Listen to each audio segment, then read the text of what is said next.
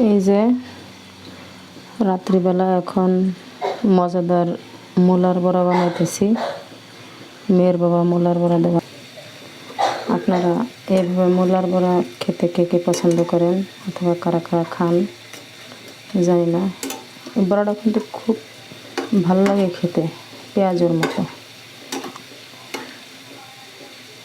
এখানে কিন্তু তেমন কোনো উপকরণ দিই নাই, মূলা, কাঁচামরিচ, পেঁয়াজ আর একটু রসুন বাটা দিয়েছি, একটু সামান্য মরিচের গুঁড়ো আর হলো আপনার